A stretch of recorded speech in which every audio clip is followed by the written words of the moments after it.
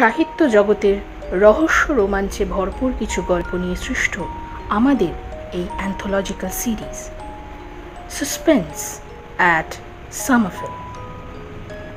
সামারভিলের এই অষ্টম পর্বে আমাদের নিবেদন মোরা গ্রিরের দি গেটস ওয়্যার লকড দ্বিতীয় এবং শেষ অংশ। গল্পটির প্রথম অংশ প্রকাশিত হয়েছে আমাদের আগের ভিডিওটিতে। ভিডিওটির লিঙ্ক দেওয়া রয়েছে নিচের ডেসক্রিপশন বক্সে। গল্পটি প্রথম প্রকাশিত হয় 1974 সালে হার্বার্ট ভ্যান থাল সম্পাদিত দি 15th book of horror stories এই বইটিতে।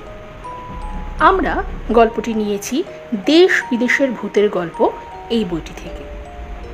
গল্প পাঠে শুভপ্রিয়া। শুনতে থাকুন মোরা গ্রিরের দি গেটস ওয়্যার লকড দ্বিতীয় এবং শেষ অংশ।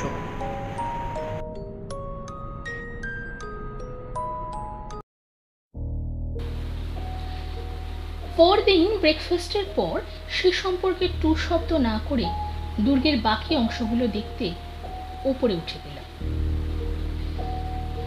কেমন যেন গা ছমছম করছিল, অথচ যেরকম একটা অদ্ভুত দুর্গ দেখা আমার সারা জীবনের শখ, এটা তো সেই রকমই দুর্গ। অথচ এখানে আসা অব্দি শুধু ভয়ই পাচ্ছি, কোনো কিছু ঠিক করে উপভোগ করতে পারছি না। আসলে মুশকিলটা হচ্ছে, প্রথম দিন সন্ধ্যায় এলেন যখন ভেবেছিল যে রবি আমার মালপত্র নিয়ে উপরে উঠে আসছে, তখন তার পায়ের শব্দ শোনা ছাড়া আর কোনো কিছুই আমি ছাড়া দ্বিতীয় আর কোনো ব্যক্তি দেখেওনি, শোনেওনি। তাহলে কি আমারই কোনো গন্ডগোল হচ্ছে? আর ঠিক তখনই গেটটার ব্যাপারে মনে পড়ে গেল। এলেনের সঙ্গে বেড়াতে বেরিয়ে পরে আমিও লক্ষ্য করেছি, মাত্র একটা ফটক দিয়েই গাড়ি ঢুকতে পারে, আর সেটা হচ্ছে সেই গেটটাই। বাকি কোনো ফটকই 2 ফুটের বেশি চওড়া নয়। তাহলে আমি ভেতরে ঢুকলাম কেমন করে? অনেকগুলো পায়ে দৌড়ে যাবার শব্দে আমার চিন্তার সূত্র কেটে গেল। চমকে উঠলাম, দেখলাম কতকগুলো আবছা মূর্তি আমার পাশ দিয়ে চলে গেল। তারপর আর একটা। দুজনের মুখে ছেলে মানুষই খিলখিল হাসি। বারান্দা বরাবর একটা দরজা খুলে আবার সশব্দে বন্ধ হয়ে গেল। আবার গভীর নিস্তব্ধতা আমাকে গ্রাস করল। ভয়ে কাঁপতে কাঁপতে আমি দেওয়ালের পাশ দিয়ে এগোতে লাগলাম। পিঠটাকে সব সময় দেওয়ালের গায়ে সেঁটে রেখে চলতে লাগলাম, যাতে কোনো কিছু একটা সব সময় আমার পেছনে থাকে। একটা দরজা পেয়ে পাগলের মতো তার হাতলটা ঘোরাতেই সেটা সবেগে খুলে গেল, আর আমি সেই দরজা দিয়ে বেরিয়ে যেতেই সেটা সশব্দে বন্ধ হয়ে গেল। কিন্তু পর মুহূর্তেই বুঝলাম আমি একটা ভুল দরজা খুলেছি। আলোকিত বারান্দার পরিবর্তে একটা সরু ঘোরানো সিঁড়ির মাথায় পৌঁছে গেছি। পাথরের দেওয়ালের গায়ে একটি মাত্র ফোকর দিয়ে যেটুকু আলো আসছে, সেটাও মাঝখানে স্তম্ভটায় ঢাকা পড়ায় 5-6 পায়ের বেশি দৃষ্টি চলে না। ভয়ে পিছু হটে গেলাম, কিন্তু দরজাটা খুলল না। চিৎকার করার শক্তিটুকুও আমি তখন হারিয়ে ফেলেছি। গলা শুকিয়ে কাঠ হয়ে গেছে, দাঁতে দাঁত লেগে ঠোঁট দুটো চেপে বসেছে, বুকের ভেতরটা ধক ধক করছে। কি কর্তব্য বিমূঢ় হয়ে দাঁড়িয়ে রইলাম। কিন্তু পাথরের দেওয়ালের ঠান্ডায় বুঝি একসময় আমার ভয়ও কেটে গেল। মনে সাহস সঞ্চয় করলাম, যেমন করে হোক এখান থেকে আমাকে বার হতেই হবে। দরজা কিন্তু খুলছে না। অগত্যা বুকে সাহস এনে সেই অন্ধকার ঘোরানো সিঁড়ি দিয়ে নিচে নামতে শুরু করলাম। চারদিক ঘন অন্ধকারে ঢাকা। তার মধ্যেই সিঁড়ি বেয়ে আমি নিচে নামছি। শেষ পর্যন্ত আর একটা দরজা পেয়ে গেলাম। সেটা খুলতে সাহস হলো না। উপরে একটা বন্ধ দরজা আর এই ঘোরানো সিঁড়ির শেষে এক অজ্ঞাত জগৎ। এই দুইয়ের মাঝখানের ফাঁদে আমি যেন আটকা পড়ে গেছি। হঠাৎ মনস্থির হয়ে গেল। উপর থেকে তালা খোলার শব্দ ভেসে এলো। সামনের দরজার দিকে ছুটে গিয়ে হাত ঘুরিয়ে একটা বড় পাথরের ঘরে ঢুকে পড়লাম আর শুনতে পেলাম এই মাত্র যে সিঁড়িটা আমি ছেড়ে এলাম, কি যেন সেই সিঁড়ি বেয়ে নিচে নামছে। আমিও সেখান থেকে বার হওয়ার জন্য ছোটাছুটি শুরু করলাম। এক প্রান্তে একজোড়া ভারী দরজা চোখে পড়লো, কিন্তু দুটোই আগাগোড়া ভারী হুড়কো দিয়ে আটকানো। আরেক কোণে একটা ছোট দরজা চোখে পড়ল। সেখানে ছুটে গেলাম, টানলাম, ধাক্কা দিলাম, লাথি মারলাম, কিন্তু সেটাও তালা বন্ধ। ঘোরানো সিঁড়ির নিচে একটা ছোট দরজা দেখতে পেলাম। শব্দটা প্রায় সেখানে পৌঁছে গেছে।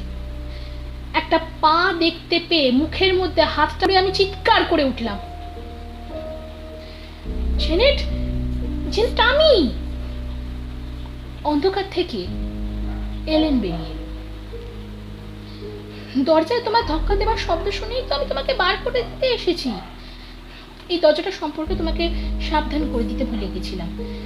এর তালাটা ভাঙা, অনেক সময় ঠিক মতো কাজ করে, আবার মাঝে মাঝে জ্যামও হয়ে যায়। রবি বলেছিল বটে একটা নতুন তালা এনে লাগিয়ে দেবে, কিন্তু তুমি ঠিক আছো তো? হ্যাঁ হ্যাঁ, এখন ঠিক আছে। কিন্তু কিন্তু উপর থেকে তুমি আমার দরজা ধাক্কা দেওয়ার শব্দ শুনতে পারো না, কারণ কারণ তখন আমি ধাক্কা মারিনি। এতক্ষণ আমি ভীষণ ভয় পেয়েছিলাম। এই দরজাটায় লাথি মেরেছি ঠিকই, কিন্তু তখন তুমি নিচেই নেমে আসছিলে। দেখো, দরজা বন্ধ হওয়ার শব্দটা আমি শুনেছি। লাঞ্চের সময় যখন তোমার খোঁজ করছিলাম তখনই শুনেছি। এই হলঘরটার ভেতর দিয়েই মূল প্রবেশপথ। ঘরটাও চমৎকার। মূর্তিগুলোর গায়ে বর্ম একদম আলোয় চিকচিক করে। আলো জ্বললেই সেটা দেখতে পাবে। সবকিছুই যেন ঝলমল করে ওঠে। ছবিগুলো যেন সব জীবন্ত হয়ে ওঠে। কিন্তু না, তোমাকে এসব কথা বোধহয় আমার বলা ঠিক হলো না। কাঁপা গলায় বলে উঠলাম, না বললেই বোধহয় ভালো করতে। কিন্তু কিন্তু আমরা এখন কোন পথে বেরোবো? কেন, যে পথে এসেছি। আমি তো ধাক্কা মেরে দরজাটা খুললাম। ওই পথেই যেতে হবে? বারে, ওটাই তো একমাত্র পথ। অবশ্য তুমি যদি এখানে অপেক্ষা করতে চাও তো আমি ওপরে উঠে বারান্দা পেরিয়ে নাচঘরের ভেতর দিয়ে গিয়ে সিঁড়ি বেয়ে তোমার জন্য ওই দরজাটা খুলে দিতে পারি। এতক্ষণ যে দরজাটা খোলবার জন্য আমি আপ্রাণ চেষ্টা করছিলাম, সেটাই সে হাত বাড়িয়ে দেখালো। এই সিঁড়িটা দিয়ে মেইন বিল্ডিং আর নীল রঙের বৈঠকখানার মধ্যবর্তী বারান্দায় পৌঁছানো যায়। সাহস সঞ্চয় করে বললাম, না ঠিক আছে, আমি তোমার সঙ্গেই যাব। কিন্তু আমরা 3 জন হলে বোধহয় ভালো হতো। কেন? তাহলে অন্তত আমি মাঝখানে থাকতে পারতাম। হালকা ভাবে হাসতে গিয়েও গলাটা আমার কেটে গেল। তুমি আগে যাও। এলেন পা বাড়ালো। আমি মাঝখানেই রইলাম। কিছু দূর যাবার পর আবার পিছনে পা ফেলার শব্দ দুজনেই শুনতে পেলাম। এলেন যথারীতি সেটাকে আমাদের পায়ের শব্দ বিভ্রম বলে উড়িয়ে দিল বটে, কিন্তু আমি বেশ স্পষ্টভাবেই অনুভব করলাম কেউ একজন যেন আমাদের ঠিক পেছন পেছন উঠে আসছে। এরপর থেকে কয়েকটা দিন আমি এলেনের সঙ্গেই কাটাতে লাগলাম। একবার তার সঙ্গেই স্নানঘর পর্যন্ত ঢুকে পড়েছিলাম। তাতে এলেন হাসবে কি ভুরু কোচকাবে তা বুঝতে পারল না। শেষ পর্যন্ত সে আমাকে বাগানে বেড়াতে পাঠিয়ে নিজের কাজকর্মে মন দিল। আমিও বাগান বেড়াতে গেলাম। মূল ফটক থেকে প্রায় 60 মাইল দূরে গাড়ি চলার পথের মাঝখানে দাঁড়িয়েছিলাম। বাতাসে আমার চুল উড়ছে। বিরাট ডগলাস ফার গাছগুলো সাগরের বুকে উঁচু মাস্তুলের মতো প্রবল বেগে আন্দোলিত হচ্ছে। এমন সময় দুর্গের দিক থেকে একটা অস্পষ্ট চিৎকার ভেসে এলো। চিৎকারটা ভাঙা ভাঙা, কথাবিহীন, যেন বাতাসের চাবুক বক্তার মুখ থেকে কথাগুলো তৈরি হওয়ার আগেই তাকে সজোরে ছিনিয়ে নিয়ে এসেছে। ঘাড় ফিরিয়ে দুটো হেমলক গাছের ফাঁক দিয়ে দেখতে পেলাম একটা মূর্তি দুর্গের ছাদের উপর দাঁড়িয়ে আছে। মূর্তিটা পাগলের মতো হাত ছুটছে আর আমার মনোযোগ আকর্ষণ করবার জন্য সমান নিয়ে লাফাচ্ছে। পরক্ষণেই চিনতে পারলাম বাতাসে ভেসে আসা সে চিৎকার এলেনের। জেনেট, শিগগির! রবি পা ভেঙেছে! ছুটতে ছুটতে ফটকে পৌঁছে হাঁফাতে লাগলাম। এলেনও দৌড়ে উঠোন পেরিয়ে আমার দিকে ছুটে এলো। কি কি হয়েছে এলেন? রবির পা ভেঙেছে? কি যাতা বলছো জ্যানেট? পরস্পরের দিকে একদৃষ্টিতে তাকিয়ে দুজনেই থেমে গেলাম। বললাম, তুমি যে ছাদ থেকে আমাকে ডাকলে। এলেন পাল্টা বলল, আমি তো উপরের জানলা থেকে তোমায় দেখলাম, শুনলাম তুমি আমায় ডাকছো। আমি বললাম, কই, আমি তো ডাকিনি। আমিও তো ডাকিনি। কয়েকটা দীর্ঘ মুহূর্ত আমরা পরস্পরের দিকে তাকিয়ে রইলাম। এলেনের বাদামি চোখে যেন অনিশ্চয়তার ঈষৎ ঝিলিক দেখতে পেলাম। সে কি যেন বলতে যাবে, এমন সময় রবির সবজি বাগানের কয়েকটা ধাপ পেরিয়ে ছুটতে ছুটতে এসে হাজির হলো। চিৎকার করে বলল, ব্যাপার কি? কি কি হয়েছেটা কি? কি হয়েছে? দুজনেই রবির দিকে তাকালাম। তুমি ভালো আছো তো এলেন? আরে বাবা, কেউ তো কিছু বলো। দুজনে আমার ভাই চেঁচাচ্ছিলে কেন? এলেন ফিস ফিস করে বলল, আমরা কিন্তু চেঁচাইনি। ইয়ার কি মেরো না, আমি নিজের কানে শুনেছি। তুমি ছাদের ওপর থেকে চেঁচাচ্ছ আর জ্যানেট ওই রাস্তার ওপর থেকে। তারপর দুজনেই আমার নাম ধরে ডাকতে লাগবে, তাই তো আমি এলাম। কি হয়েছে বলবে তো? আমি বললাম, কিছু হয়নি রবি। তাহলে আমাকে ডাকলে কেন? আমি আবার বললাম, আমরা তো তোমাকে ডাকিনি। দুজনে একে অপরের ডাক শুনে ছুটে এসেছি। এখানে দেখা হতে জানতে চেয়েছি ব্যাপার কি, কিন্তু সত্যি আমরা কেউ তোমায় ডাকিনি, না তোমাকে না অন্য কাউকে। রবি বলে উঠল, এমন আশ্চর্য ব্যাপার জীবনে কখনো শুনিনি। দেখো জ্যানেট, আমরা জানতাম তুমি এ বাড়িতে এসে অনেক কিছু শুনবে, অনেক কিছু অনুভব করবে। এখন দেখছি সে রোগ তো আমাদেরও ধরেছে। চলো চলো, কিছু গলায় ঢালা দরকার।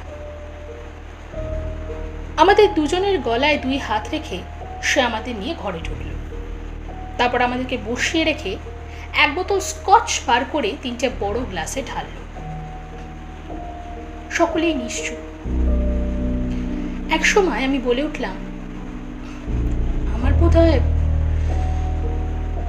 বোধহয় এখান থেকে চলে যাওয়া উচিত। এলেন সঙ্গে সঙ্গে বলে উঠল, পাগলামি করো না জ্যানেট। আর তাতেই নিস্তব্ধতা কেটে গেল। নানান রকম বিষয় নিয়ে আমরা খোশ মেজাজে গল্প জুড়ে দিলাম। এলেন একটা বড় পাত্রে চা তৈরি করে নিয়ে এলো। আমরা কেক আর বিস্কুট চিবিয়ে লাঞ্চের খিদের 12টা বাজালাম। তারপর রবি তার কাজে ফিরে গেল। প্রায় 10 মিনিট ধরে আমি ও এলেন গ্লাসগোর পুরনো বন্ধুদের ব্যাপারে অনেক কথা বললাম। তারপরেই একসময় সব কথাই ফুরিয়ে গেল। এটা সেটা বলবার পরে একসময় এলেন মাথা তুলে হঠাৎ বলে উঠল, আচ্ছা জেনেট, এই ভূত প্রেত সম্বন্ধে তুমি কি জানো? মানে আমি বলতে চাইছি যে এই ব্যাপারে তোমার সত্যিকার ধারণাটা কি? কিছুই না, সত্যি কিছু না, আমি বললাম। এ বিষয়ে অনেক পড়াশোনা করেছি বটে, কিন্তু সত্যিকারের কোনো অভিজ্ঞতা কখনো হয়নি। বরং বলতে পারি এই প্রথম বুঝি সে ধরনের কিছু অভিজ্ঞতা হলো। তোমাকে সত্যি কথা বলছি জেনেট, প্রতিটা মুহূর্তকে উপভোগ করার আশা নিয়ে আমি এখানে এসেছিলাম, কিন্তু তার বদলে এখন দেখছি আমি ভীষণ ভয় পেয়ে গেছি।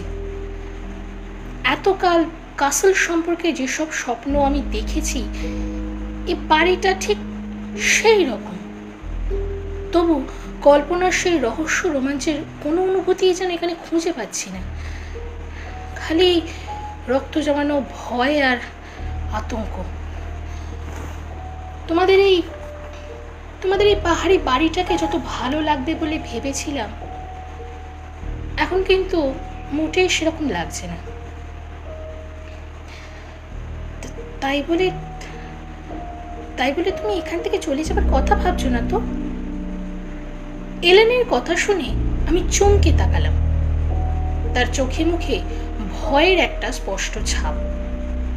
তাড়াতাড়ি বললাম, না না না না, আমি তো থাকছি, এখনই ফিরে যাওয়ার কোনো প্রশ্ন উঠছে না। পরের সপ্তাহটা আমরা দুজন সবসময় পাশাপাশি থেকেই কাটালাম। শুধু শোবার সময়টুকু ছাড়া আমরা একসঙ্গেই থাকতাম। কিন্তু সে যে এখনো রোজ রাতে আমার ঘরে আসে, আমার হাতটা কম্বলের নিচে ঢুকিয়ে দেয়, ঘরের আলো নিভিয়ে দিয়ে চলে যায়, এসব কথা এলেনকে কিছু বলিনি। দুজনে মিলে ঘরদোর পরিষ্কার করি, বিছানাপত্র রোদে দিই, জিনিসপত্র পালিশ করে রাখি, এক কথায় যতটা সম্ভব কাজের মধ্যে ডুবে থাকি। এখানে আসার দ্বিতীয় বৃহস্পতিবার এলেন কাজের ফাঁকে বলল, দেখো জেনেট, তুমি তো এখানে কেবল থালা বাসন ধুয়ে সময় কাটাতে আসোনি, এসেছো ছুটি উপভোগ করতে। আর এখন তো ভয়ের আর তেমন কিছু ঘটেনি এর মধ্যে। তুমি কাজ করো না, তুমি বরং একবার ছাদটা ঘুরে এসো। ছাদ থেকে গ্রামের আর চারপাশের দৃশ্য দেখতে খুব ভালো লাগবে। অতএব ব্রেকফাস্টের পরে ছাদে উঠে গেলাম। হাঁটতে হাঁটতে হঠাৎ শ্যাওলা ঢাকা একটা পাথর চোখে পড়ল। ভালো করে নজর করতেই মনে হলো তার উপর যেন কিছু লেখা আছে।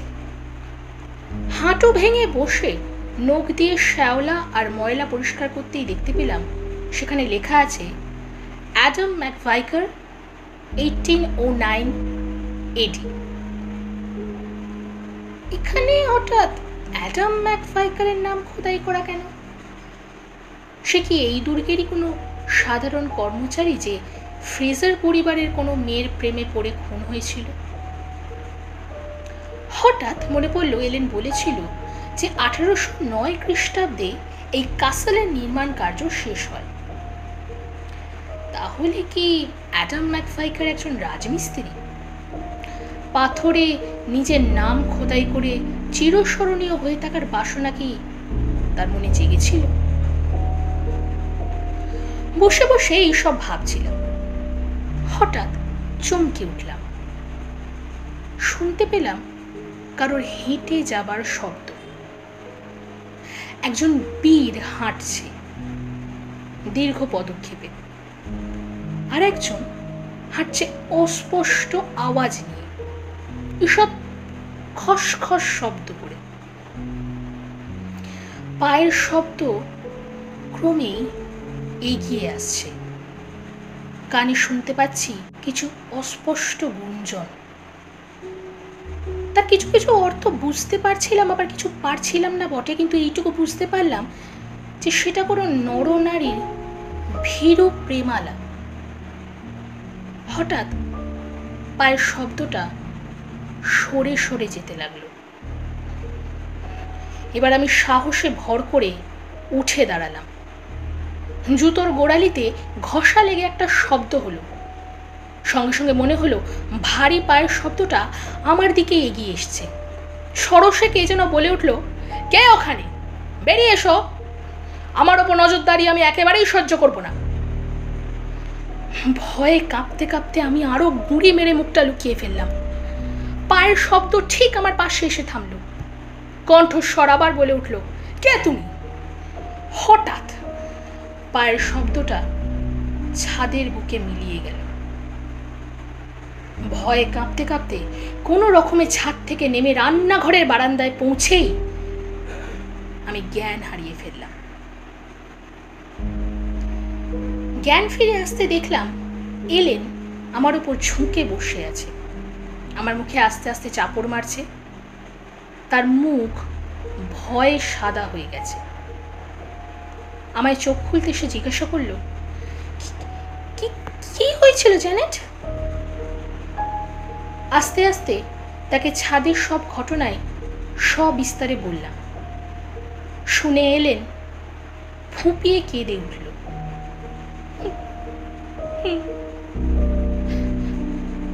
চোখের জলে তার দুই গাল ভেসে যেতে লাগলো। তখন আমি উঠে বসে তাকে সান্ত্বনা দিলাম। অনেক কষ্টে তার কান্না থামালাম। কান্না ভেজা রুমালটা দিয়ে বারবার মুখ মুছতে মুছতে সেও এক বিস্ময়কর গল্প শোনালো। তুমি তো ছাদে উঠে গেলে, আমি ময়দা মাখতে বসেছি, এমন সময় মনে হলো দরজাটা সশব্দে খুলে গেল। মুখ ফিরিয়ে দেখি কেউ কোথাও নেই, দরজাটা বন্ধ। ভয় পেলাম, বুকটা কেঁপে উঠল। তখনই শুনতে পেলাম একটা পায়ের শব্দ টেবিলের দিকে এগিয়ে আসছে। আমি সরে গেলাম। একটা কিছু রাখার শব্দ হলো যেন, ডিশের টুকটুক আওয়াজ, মেঝের ওপর চেয়ার টানার শব্দ। কে যেন চেয়ারে বসলো। ক্যাচ করে একটা শব্দও হলো, আমি হলফ করে বলতে পারি। হঠাৎ মনে হলো আমি রান্নাঘরে একা নই, আর একজন কেউ রয়েছে যাকে আমি দেখতে পাচ্ছি না। আমি একেবারে কিংকর্তব্য বিমূঢ় হয়ে গেলাম। কিছুক্ষণ সব চুপ। ভাবলাম যেন কিছুই হয়নি, এমনি ভাবে যা করছিলাম তাই করতে যাওয়াই ভালো। তাই এবার ময়দাটা মাখতে বসলাম। আর তখনই হঠাৎ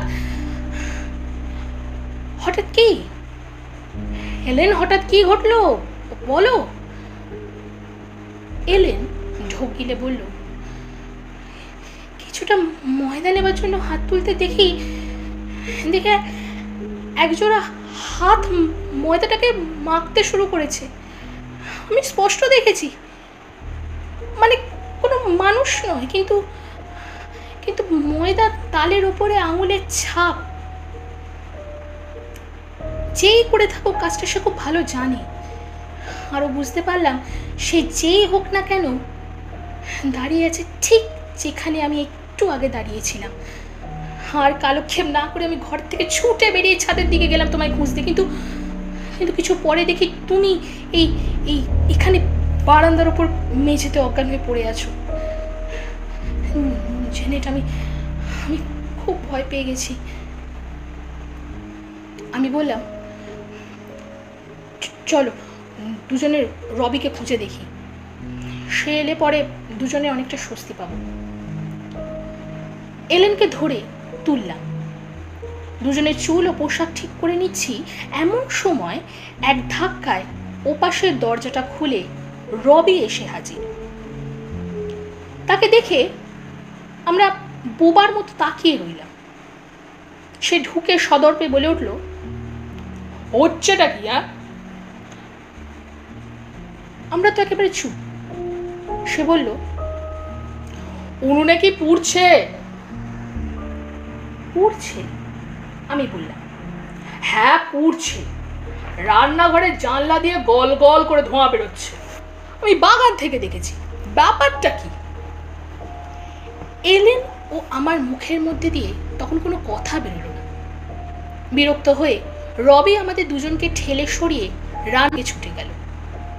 দরজাটা খুলতেই একটা মিষ্টি পোড়া দম বন্ধ করা ধোঁয়া এসে আমাদের নাকে লাগলো। আমার পুডিং! এলেন চেঁচিয়ে উঠল। দুজনেই ছুটে রান্নাঘরে চলে এলাম। রবি ততক্ষণে সবগুলো জানলা কপাট খুলে দিল। আমরা দুজনে তোয়ালে দিয়ে হাওয়া করে ঘন ঘন ধোঁয়া বার করতে লাগলাম। টেবিলটার দিকে আঙুল বাড়িয়ে হঠাৎ এলেন আমাকে জড়িয়ে ধরল। মাখানো ময়দাটা সুন্দর করেই টেবিলের এক পাশে সাজানো রয়েছে। বোঝা গেল একটু আগে টেবিলটা কেউ যেন পরিষ্কার করে রেখেছে। ময়দা রাখার পাত্রটাকেও ধুয়ে মুছে রেখেছে। এলেন ও আমি ভূত দেখার মতো সেই দিকে তাকিয়ে রইলাম। রবি অবশ্য অবাক হবার মতো কিছুই দেখতে পেল না। সে জিজ্ঞেস করলো, উনুনে কি চাপানো আছে? সে যাই হোক, সেটা এতক্ষণে পুড়ে ছাই হয়ে গেছে। সপাটে দরজাটা খুলে সে উনুনের ওপর থেকে ট্রে ভর্তি পুডিংগুলো নামিয়ে আনলো। সেগুলো ততক্ষণে সব পুড়ে ছাই হয়ে গেছে। তুমি এখনো ইলেকট্রিক কুকার ব্যবহার করতে শেখোনি? রেগুলেটর 65 ডিগ্রিতে যে। দেখে সে হাসতে হাসতে ওপাশ ফিরল। তাড়াতাড়ি রেগুলেটরের সুইচ ঘুরিয়ে দিয়ে এলেন বিড়বিড় করে বলল, আমি তো কুকার জ্বালাইনি। নিশ্চয়ই ও জ্বালিয়েছে। কে? জানেট? রবি মুচকি হাসল। জানেটকে পুডিং বানাতে দেওয়াই তোমার উচিত হয়নি। না, জানেট নয়, ও তো তখন ছাদে ছিল। আমি বলছি যে ময়দা মাখতে বসেছিল তার কথা। বলে এলেন আবার কাঁদতে শুরু করে দিল। রবি এসে এলেনকে শান্ত করল। সেই ফাঁকে এলেন আমাকে যা যা বলেছিল আর আমি নিজে যা যা শুনেছি সব রবিকে বললাম। সে কিন্তু ব্যাপারটাকে মোটেই হালকা ভাবে নিল না। বলে উঠল, ব্যাপারটা ক্রমেই হাসি ঠাট্টার সীমা ছাড়িয়ে যাচ্ছে, কিন্তু আমি জানতে চাই এইসব রহস্যময় ঘটনার জন্য দায়ী কে? রবি আমার দিকে তাকালো। আমি বললাম, দেখো রবি, আমি নিজেই ভয় পেয়ে গেছি। হ্যাঁ, একটু আধটু ঠাট্টা তামাশা যে আমি পছন্দ করি তা ঠিকই, কিন্তু এরকমটা কখনো করব না বা কোনোদিন করিও নি। আমি তো নিজেই বুঝতে পারছি না এসব কেন হচ্ছে, আর আমি এখানে আসার পর থেকেই বা কেন হচ্ছে। আমি তো এখান থেকে চলে যেতেই চেয়েছিলাম। তোমরা যদি চাও তো আমি। হতাশভাবে ঘাড় নেড়ে রবি বলল, না না না, আমি ঠিক সেইভাবে বলতে চাইনি। তুমি এখান থেকে চলে যাও সেটা আমিও চাই না জানেট। শুধু শুধু ব্যাপারটা কিছু বুঝতে পারছি না। কেবলই মনে হচ্ছে যেন এই সব কিছুর নাটের গুরু অবশ্যই একজন আছে, কিন্তু সে কে? আমি তোমাকে দোষ দিচ্ছি না জানেট। আরে বাবা, আমি জানি যে তুমি কতখানি ভয় পেয়েছো, আমি তো দেখতে পাচ্ছি। অন্য সব রাতের মতো সেদিন রাতেও এলেন আমার ঘরে এলো। আমার উপর ঝুঁকে পড়ে আলো নিভিয়ে দিল, আমার ঠান্ডা হাতটাকে ঢেকে দিল। যথারীতি সকালের সে বিষয়ে আমি কাউকে কোনো কথাই বললাম না, কিন্তু সেদিন এলেনকে একটু মেজাজে দেখতে পেলাম।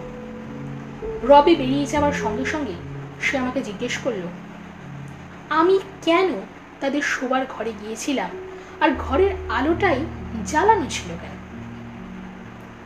আমি নীরবে তার দিকে তাকালাম। কিছুক্ষণ পর অবশেষে বললাম, এ কথা রবি জানে? না, তাকে বলিনি। এ নিয়ে তাকে আর বিরক্ত করতে চাই। কিন্তু ব্যাপারটা কি, তুমি কি ঘুমের মধ্যে হাঁটছিলে নাকি? তোমাকে কি কোনো রকমভাবে আমরা সাহায্য করতে পারি? যদি পারি তো বলো। এখন ঠিক আছে তো? আছে, সবই ঠিক আছে এলেন, শুধু কাল রাতে আমি তোমাদের ঘরে যাইনি। নিশ্চয়ই গিয়েছিলে, আমি স্পষ্ট দেখলাম তুমি আমার উপর ঝুঁকে আছো, আমার বাতিটাকে নিভিয়ে দিচ্ছ। ঠিক যেরকম এখানে আসার পর থেকে প্রতিটা রাতে তুমি আমার উপর ঝুঁকে পড়ে বাতিটা নিভিয়ে দাও, সেরকম তো? তোমার নিশ্চয়ই মনে আছে প্রথম দিন সকালে এই কথাটা আমি তোমাকে বলেছিলাম। তারপর থেকে প্রতিটা রাতেই এই ব্যাপারটা হয়েছে। সব কথা তোমাকে আর বলিনি, তার কারণ প্রথমত তুমি বা রবি কেউই আমার কথা বিশ্বাস করছিলে না, আর দ্বিতীয়ত তুমিও যখন এইসব শুনতে আরম্ভ করলে তখন তোমার ভয়কে আমি আর বাড়াতে চাইনি। কিন্তু এ কথাও ঠিক যে কাল রাতে কিন্তু আমি তোমার ঘরে যাইনি। এরপর দুজনে মুখ বুঝে ব্রেকফাস্টের বাসনপত্রগুলো ধুয়ে ফেললাম।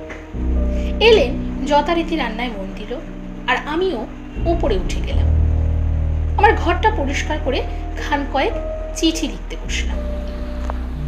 প্রায় 1 ঘন্টা পরে শেষ চিঠির খামটা আঁটতে আঁটতে নিচে নেমে এলাম রান্নাঘরে এলেনকে দেখতে। কিন্তু দরজা খুলতেই দেখলাম এলেন মেঝেতে অজ্ঞান হয়ে পড়ে আছে, ময়দা ডিম সব চারিদিকে ছিটিয়ে ছড়িয়ে। তাড়াতাড়ি একটা তোয়ালে ঠান্ডা জলে ভিজিয়ে তার মুখ ও গলা মুছে দিলাম। ক্রমে তার জ্ঞান ফিরে এলো, চোখের পাতা খুললো, কিন্তু আমাকে চিনতে পারলো না, বরং জোরে কেঁদে উঠল।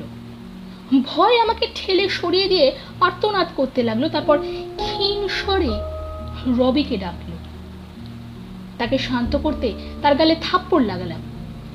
শেষ পর্যন্ত সে দুর্বল গলায় কাঁদতে কাঁদতে বলে উঠল,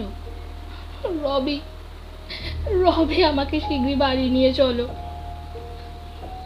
কি হয়েছে এলেন? হয়েছেটা কি? আমাকে বাড়ি নিয়ে চলো, দোহাই তোমার, আমি এখানে আর থাকতে চাই না। এর বেশি তার মুখ থেকে আর কিছুই বার করা গেল না। তার ভেঙে পড়া দেহটাকে কোনো রকমে দেওয়ালে ঠেস দিয়ে বসিয়ে রেখে রবির খোঁজে বেরোলাম। অনেক খুঁজলাম, ডাকাডাকি করলাম, কিন্তু কোথাও তার দেখা পেলাম না। ওদিকে এলেনকে একা রেখে এসেছি। কি করব বুঝতে না পেরে বাগানের এক কোণে দাঁড়িয়ে আছি। এমন সময় একটা ঘন ঝোপের আড়াল থেকে একটা আওয়াজ আমার কানে এলো। ভয় পেলাম। ব্যাপারটা কিন্তু অলৌকিক কিছু নয়, একটা মানুষের কণ্ঠস্বর। ঝোপের আড়ালে কে যেন কাঁদছে। কান্নার শব্দ ধরে ছুটে গেলাম। ঝোপটার গোলকধাঁধা পেরিয়ে হঠাৎ সবিস্ময় আবিষ্কার করলাম ভয়ার্ত শিশুর মতো কাঁদতে কাঁদতে রবি অন্ধের মতো ঝোপটাকে হাতড়ে বেড়াচ্ছে। তার মুখটা লাল, চোখ দুটো ফুলে উঠেছে। নাম ধরে ডাকতেই সে ধীরে ধীরে চোখ ঘুরিয়ে আমাকে দেখেই চিৎকার করে অজ্ঞান হয়ে মাটিতে পড়ে গেল। আমি তো হতভম্ব। এখন কি করি? কয়েক মিনিট চেষ্টা করলাম যাতে রবির জ্ঞান ফিরে আসে, কিন্তু কোনো ফল হলো না। তাকে বই নিয়ে যাওয়াও আমার পক্ষে সম্ভব না। অগত্যা কাসেলে ফিরে গিয়ে গ্রামের ডাক্তারকে ফোন করলাম। ডক্টর স্ট্যান্ডন এসে পৌঁছাবার আগেই হান্টার জিম কের সাহায্যে তাকে কোনো রকমে রান্নাঘরে নিয়ে গেলাম। এলেন তখনও সেই একইভাবে দেয়ালে ঠ্যাসান দিয়ে বসে আছে, আর বারবার তাকে বাড়িতে নিয়ে যেতে বলছে। দুজনকেই আকস্মিক আতঙ্কের দরুন প্রাথমিক চিকিৎসা করে বিছানায় শুইয়ে দেওয়া হলো। তারপর ডাক্তারবাবু আমার সঙ্গে কিছু কথা বলতে চাইলেন। আচ্ছা, বলুন তো মিস কারমাইকেল, ওদের ঠিক কি হয়েছিল সে বিষয়ে কি কিছু জানতে পেরেছেন? না ডাক্তারবাবু, আপনি এসে যেরকম দেখছেন আমিও ওদেরকে ঠিক ঠিক সেইভাবেই পেয়েছি। আপনার কি ধারণা? একটা মোটামুটি ধারণা করতে পারছি। আসলে আসলে যা ঘটেছে সেটাই বলি, যদিও আমার ধারণাটা যে ঠিক তাও বলতে পারি না। এরপর গত কয়েকদিনের ঘটনাগুলো পরপর ডাক্তারবাবুকে বলে গেলাম। শুনতে শুনতে ডাক্তারের গালে হঠাৎ এক গভীর চিন্তার ভাঁজ পড়ল। তিনি বলে উঠলেন, অদ্ভুত কথা মিস কারমাইকেল, সত্যি অদ্ভুত এবং বিচিত্রও বটে। এ দুর্গে তো কখনো এর আগে কোনো অলৌকিক ঘটনার কথা শোনা যায়নি, কখনোই না। হ্যাঁ, বাড়িটা খুব প্রাচীন এবং একে ঘিরে ঘাল গল্প প্রচলিত হয়, যেমন আর 5টা ব্যাপারে হয় আর কি, কিন্তু অলৌকিক ঘটনা এর আগে হয়নি। এখানের এই মূল দুর্গটা প্রায় 200 বছরের পুরনো, কিন্তু ভয় পাবার মতো কোনো কিছুই কখনো এখানে দেখা যায়নি, শোনাও যায়নি। আপনিও তো দেখেছেন, এখানকার অধিকাংশ কাজের লোকই স্থানীয় বাসিন্দা, আগাগোড়াই তাই ছিল। কাজেই কোনো ভৌতিক ব্যাপার থাকলে তারা এখানে চাকরি নিয়ে আসতে রাজি হতো না। কিন্তু ডাক্তারবাবু, এখানে যে অদ্ভুত কিছু আছে সে বিষয়ে কিন্তু আমি নিশ্চিত। তাহলে আপনি বলতে চান যে একটা কিছু, মানে অলৌকিক একটা কিছু দেখেই ওরা দুজনে আলাদা আলাদা ভাবে এরকম ভয় পেয়ে গেছে, তাই তো? তাছাড়া তো অন্য কিছু আমি আর ভাবতে পারছি না। আচ্ছা মিস কারমাইকেল, তাহলে কি আমি ধরে নিতে পারি যে আপনি নিজে অলৌকিকতায় বিশ্বাস করেন? অন্তত এখানে আসার পর থেকে তো বিশ্বাস করছি। মিস্টার আর মিসেস ম্যাকিনো দেখতেই পাচ্ছেন, তেমন কিছু দেখেই হয়তো। আপনার কি বিশ্বাস মিস্টার আর মিসেস ম্যাকিনো কি এই বিষয়ে আপনার সঙ্গে একমত? গোড়ায় একমত ছিলেন না। প্রথম প্রথম আমার কথা শুনে ওরা হাসতো, বলতো এসব আমার কল্পনা। কিন্তু পরে যখন ওরা নিজেরাই এসব ঘটনা দেখতে শুনতে লাগলো, তখন নিশ্চয়ই তারাও ধরে নিয়েছে যে ওরকম একটা কিছু এখানে এখানে আছে। বুঝলাম, কিন্তু এরা সুস্থ না হয়ে ওঠা পর্যন্ত সঠিক করে কিছু জানা যাবে বলে অন্তত আমার মনে হচ্ছে না। যাই হোক, খুব জরুরি না হলে আমি এদের হাসপাতালে পাঠাতে চাই না। এই অবস্থায় দীর্ঘ পথযাত্রা এদের ক্ষতি হতে পারে। এদের পাঠাতে হবে ইনভারনেস।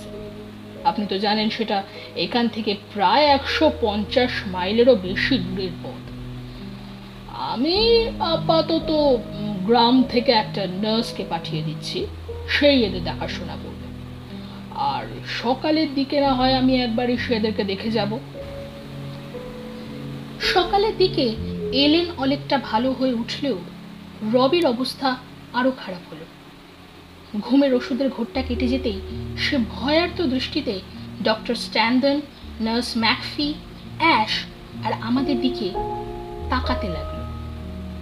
চোখ দুটো স্থির হয়ে আছে। কম্বলের নিচে গুড়িসুড়ি মেরে অবিরাম গর্জন করে চলেছে। আমাদের কোনো কথাই সে শুনল না। ভয় পাওয়া শিশুর মতো শুধু কেঁদেই চলেছে। কাঁদছে আর দুর্বল হাতের ঘুষি পাকিয়ে সকলকে দূরে ঠেলে দিচ্ছে। রবিকে ভালো করে পরীক্ষা করে ডাক্তার স্ট্যান্টন বললেন, এর অবস্থা আমার সাধ্যের বাইরে চলে যাচ্ছে। এবার এনাকে হাসপাতালে পাঠাতেই হবে। আমি বরঞ্চ ফিরে গিয়ে ব্যবস্থা করছি। মিস জ্যানেট, আপনি বরঞ্চ ততক্ষণ মিসেস ম্যাকনের কাছ থেকে ব্যাপারটা জেনে নিতে চেষ্টা করুন। অবশ্য ওর স্বামীর ব্যাপারটা ওনাকে কিন্তু বলবেন না, শুধু বলবেন যে তিনিও একটা শক পেয়েছেন এবং তাকে এখনো ঘুমের ওষুধ খাইয়ে দিয়ে ডাক্তারবাবু চলে গেছেন। খেয়াল রাখবেন তিনি যেন বিছানাতেই থাকেন। এলেনকে ভালোভাবে বুঝিয়ে সুঝিয়ে বললাম, সব কথা আমাকে খুলে বলো এলেন, দেখবে কথাগুলো বলতে শুরু করলে তুমি অনেকটা হালকা বোধ করবে। একটা গভীর দীর্ঘশ্বাস ছেড়ে এলেন বলতে শুরু করল,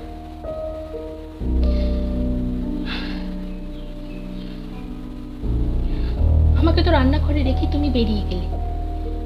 তুমি ছাদে চলে যাবার কিছুক্ষণ পরে উনুনের ভেতর থেকে একটা ট্রে বার করতে যেই উপর হয়েছি, অমনি পিছনে একটা শব্দ শুনে চমকে ফিরে তাকালাম।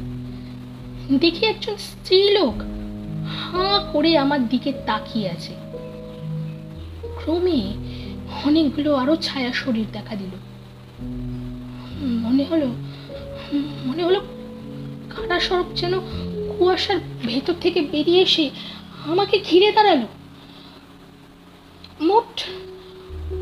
মোট 4 জন স্ত্রী, 2 জন বয়স্ক, একজনের বয়স 20 বছর আর অন্যজন নেহাতি কিশোরী, বছর 14 হবে হয়তো। বয়স্ক 2 জন ভয়ে কাঠ হয়ে গেছে। ছোট মেয়েটার তো বিকারের অবস্থা, কিন্তু অপর মেয়েটির মধ্যে ভয় ডর নেই। আমার দিকে সোজা তাকিয়ে এসে বলল, আপনি ঠিকই বলেছেন ম্যাকভাইকার ঠাকুরন, এটা একটা ভূত। ঠিক তখনই দরজা খুলে ঘরে ঢুকলো 3 জন পুরুষ। সকলেরই পরনে গাঢ় সবুজ রঙের পোশাক আর তাতে সোনালি কুচি দেওয়া। আমাকে দেখে তারা হাঁ করে তাকিয়ে রইল। তারপর তাদের মধ্যে একজন এগিয়ে এলো আমাকে ধরবে বলে। আমি তখনও ঠায় দাঁড়িয়ে আছি, কি করব বুঝে উঠতে পারছি না। দরজার দিকে যেতে হলে তো ওদের ভেতর দিয়ে যেতে হবে, কিন্তু সেটা সাহসে কুলোলো না। আমি আর সহ্য করতে পারলাম না, সব সংযম হারিয়ে ফেললাম। ডিমের বাক্সটা টেনে নিয়ে একটার পর একটা তাদের মাথা লক্ষ্য করে ছুটতে লাগলাম। আমার লক্ষ্য নির্ভুল, কিন্তু সবকটা ডিম যেন তাদের শরীর ফুঁড়ে বেরিয়ে গেল। ডিম শেষ হলে পর হাতের কাছে যা পেলাম তাই ছুটতে লাগলাম। এক সময় তাও ফুরিয়ে গেল। এবার তারা আমাকে একে একে ঘিরে ধরতে লাগলো। আমি কি করবো যেন আমি বুঝে পেলাম না। সে এক ভয়ঙ্কর অবস্থা। মনে হলো আমি বুঝে পাগল হয়ে যাচ্ছি। তারপর এক সময় অজ্ঞান হয়ে গেলাম। জেনেটা আমি আর সহ্য করতে পারছি না। এখনই কিছু করতে হবে, এখনই গ্লাসগো ফিরতে হবে। কোথায় যাবো তা জানি না, কিন্তু এখানে আর এক মুহূর্ত না। সব কথা শুনেই ডক্টর স্ট্যান্টন বললেন, দেখুন মিস কারমাইকেল, প্রেততত্ত্ব নিয়ে আমি অনেক পড়াশোনা করেছি। ভূতের অস্তিত্বে আমি বিশ্বাস করি। এও জানি যে অতৃপ্ত আত্মা বলে কিছু আছে, যে যেখানে মারা যায় কোনো না কোনো সূত্রে তারা সেখানেই বাধা পড়ে যায়, সেই বাধা থেকে মুক্তি লাভের আশায় ছটফট করতে থাকে। এলেন বাধা দিয়ে বলল, কিন্তু ডক্টর স্ট্যান্টন, তাহলে এত দীর্ঘদিনের এই দুর্গের এতদিন কিছু দেখা যায়নি কেন? আর কেনই বা জেনেট এখানে আসার পর থেকে তাদের আনাগোনা এভাবে শুরু হয়েছে? দেখুন মিস ম্যাকিনন, আমার ধারণা নতুন করে তাদের আবির্ভাবের কারণ হয়তো এই দুর্গের পরিবেশে এমন কোনো পরিবর্তন হয়েছে, এমন কিছু ঘটেছে যার হদিশ আমরা জানি না, এবং যার ফলে তারা নতুন করে নিজেদের প্রকাশের শক্তি ফিরে পেয়েছে। তবু আমি প্রশ্ন করলাম, কিন্তু ইতিমধ্যে এমন কি ঘটেছে যার ফলে? আমাকে বাধা দিয়ে ডক্টর স্ট্র্যান্ডন বললেন, সেটা সেটা আমরা ঠিক কেউই এই মুহূর্তে জানি না। তবে আমি যতটুকু জানি, অনেক অতৃপ্ত আত্মা দীর্ঘদিন ধরে যেখানে আটকা পড়ে আছে, সেখানে কোনো ক্রমে কোনো নতুন এনার্জি যদি হঠাৎ করে আবির্ভাব ঘটে, তাহলে সেসব পুরনো এনার্জি বা স্পিরিটরা নতুন উৎসাহে নিজেদের মুক্তি লাভের জন্য তৎপর হয়ে ওঠে। হয়তো এইখানেও আমি লক্ষ্য করলাম এলেনের চোখে মুখে ক্রোধ ও তাচ্ছিল্য যেন মুহূর্তের জন্য ঝিলিক দিয়ে উঠল। আর ঠিক তখনই ডাক পিয়ন এক গাদা চিঠি নিয়ে ঘরে ঢুকল। লোকটি চলে গেলে পরে এলেন চিঠিগুলোর উপর চোখ বোলাতে বোলাতে হঠাৎ একটা খাম খুলে পড়তে শুরু করে দিল। তার চোখে মুখে ফুটে উঠল বিস্ময় আর আতঙ্ক। তারপর সে চোখ বড় বড় করে হাঁ করে আমার দিকে তাকালো। তার আঙুলের ফাঁক দিয়ে চিঠিটা মেঝেতে পড়ে গেল। আমি তার দিকে এগিয়ে যেতেই সে আর্ত স্বরে একটা চিৎকার করে জ্ঞান হারিয়ে মেঝেতে লুটিয়ে পড়ল। ডাক্তারবাবু চিঠিটা কুড়িয়ে নিয়ে পড়তে পড়তে হঠাৎ বলে উঠলেন,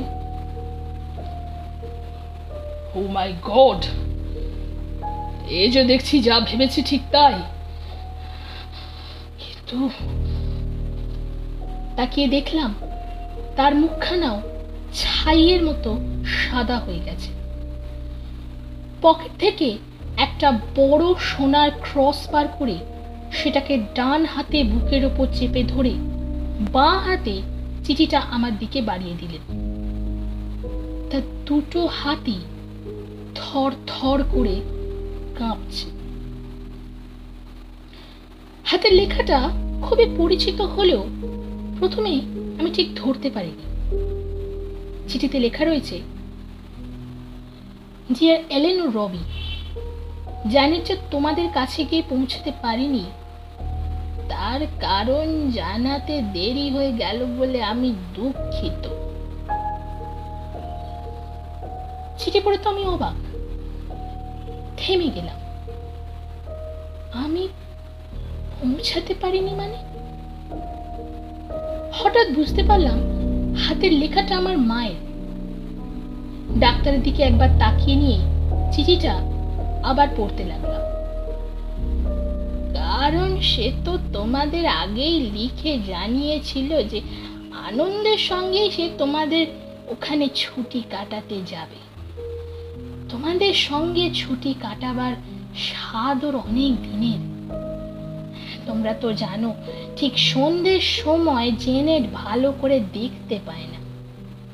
আমি তাকে অনেকবার সাবধান করেছিলাম যেন অন্ধকারে গাড়ি না চালায়, কিন্তু সে আমাকে পাত্তা দেওয়া উচিত মনে করেনি। যাই হোক, সে নিশ্চয়ই পথ হারিয়ে ফেলেছিল এবং গাড়ি চালাতে চালাতেই অন্ধকার হয়ে এসেছিল, আর পথ ভুল করে ইনভারনেসের প্রায় 50 মাইল উত্তরে একটা খাদের মধ্যে পড়ে গেছিল। পরদিন গাড়ির চাকার দাগ অনুসরণ করে পুলিশ দুর্ঘটনাস্থলে পৌঁছে যায়। জ্যানেটের হাতটা ভেঙে গেছিল আর মাথাটা,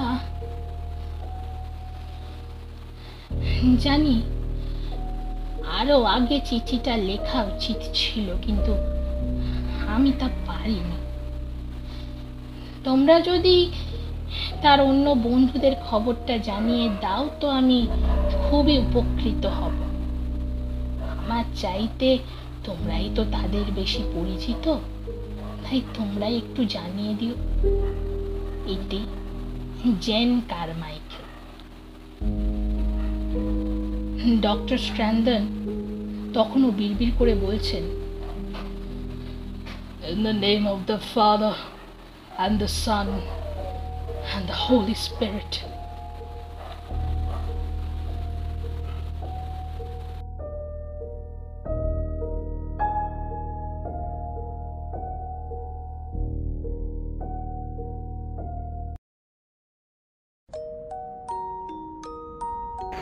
শেষ হলো আমাদের আজকের গল্প দি গেটস ওয়্যার লকড দ্বিতীয় এবং শেষ অংশ।